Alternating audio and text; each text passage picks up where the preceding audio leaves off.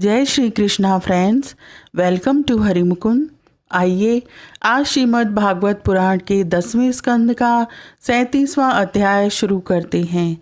इसमें केशी और व्योमासुर का उद्धार तथा नारद जी के द्वारा भगवान की स्तुति, इसकी कथा बताई गई है। श्री सुखदेव जी कहते हैं, कंस ने जिस केशी नामक दैत्य को भेजा था, वह बड़े भारी घोड़े के रूप में मन के समान वेग से दौड़ता हुआ व्रज में आया। वह अपनी टापों से धरती खोदता आ रहा था। उसकी गर्दन के छितराए हुए बालों के झटके से आकाश के बादल और विमानों की भीड़ तितर बितर हो रही थी। उसकी भयानक हिनहिनाहट से सब के सब भय से कांप रहे थे। उसकी बड़ी बड़ी आंखें थीं, मुंह क्या था, मानो किसी वृक्ष का खोड़र ही हो। उसे देखने से ही डर लगता था। बड़ी मोटी गर्दन थी, शरीर इतना विशाल था कि मालूम होता था काली काली बादल की घटा है।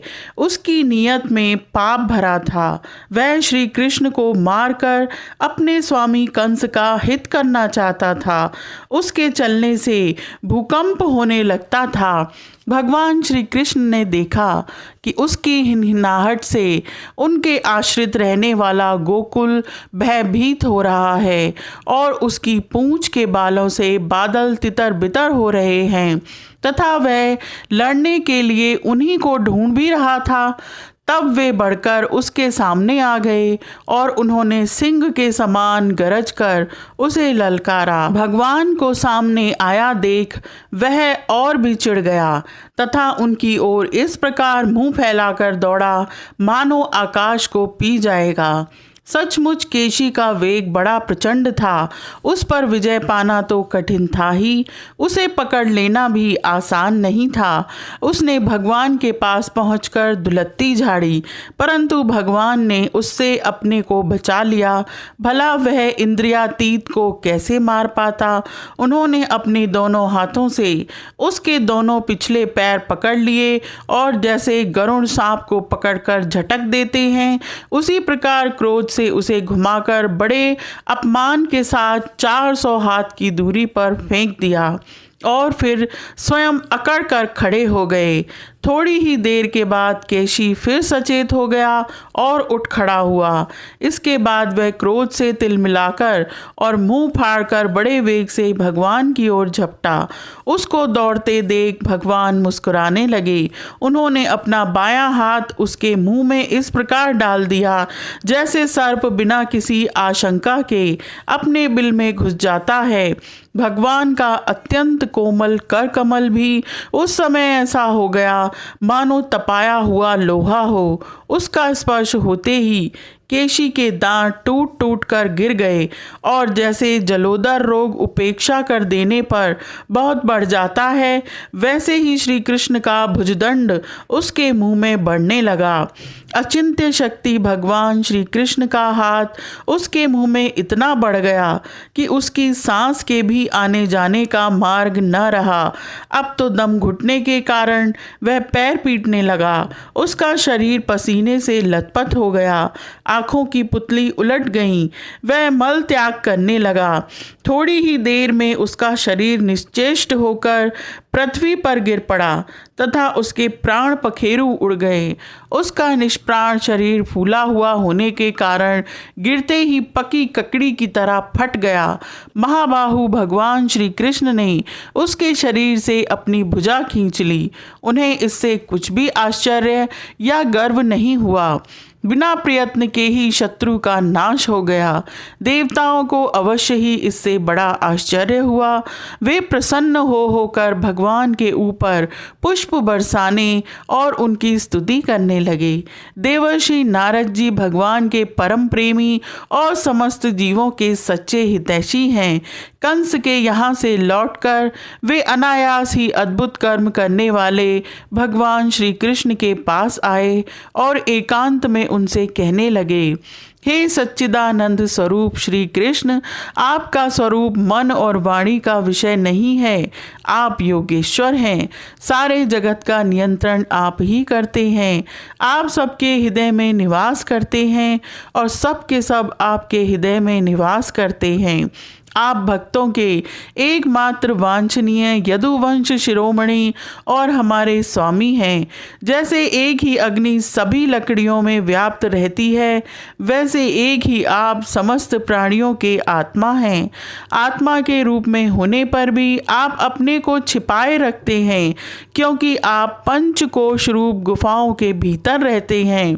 फिर भी पुरुषोत्तम के रूप में, सबके नियंता के रूप में और सबके साक्षी के रूप में आपका अनुभव होता ही है। हे प्रभु, आप सबके अधिष्ठान और स्वयं अधिष्ठान रहित हैं। आपने सृष्टि के प्रारंभ में अपनी माया से ही गुणों की सृष्टि की और उन गुणों को ही स्वीकार करके आप जगत की उत्पत्ति, स्थिति और प्रलय करते रहते हैं। ये सब करने के लिए आपको अपने से अतिरिक्त और किसी भी वस्तु की आवश्यकता नहीं है, क्योंकि आप सर्वशक्तिमान और सत्य संकल्प हैं। वही आप दैत्य, प्रमथ और राक्षसों का, जिन्होंने आजकल राजाओं का वेश धारण कर रखा है, विनाश करने के लिए तथा धर्म की मर्यादाओं की रक्षा करने के लिए यदुवंश में अवतीर्ण हुए हैं। ये बड़े आनंद की बात है कि आपने खेल ही खेल में घोड़े के रूप में रहने वाले इस केशी दैत्य को मार डाला। इसकी हिनहिनाहट से डरकर देवता लोग अपना स्वर्ग छोड़कर भाग जाया करते थे। हे प्रभु, अब परसों में आपके हाथों चाड़ूर, मुष्टिक, दूसरे पहलवान, कुवलिया, पीड़ हाथी और स्वयं कंस को भी मरते देखूंगा। उसके बाद शंखासुर, कालयवन, मुर और नरकासुर का वध देखूंगा। आप स्वर्ग से कल्प वृक्ष उखाड़ लाएंगे।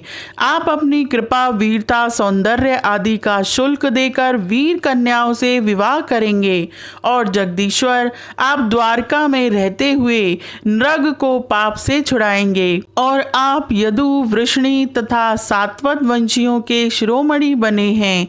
प्रभु, मैं आपको नमस्कार करता हूँ। श्री सुखदेव जी कहते हैं, भगवान के परम प्रेमी भक्त देवर्षि नारद जी ने इस प्रकार भगवान की स्तुति और प्रणाम किया। भगवान के दर्शनों से नारद जी का रोम रोम खिल उठा।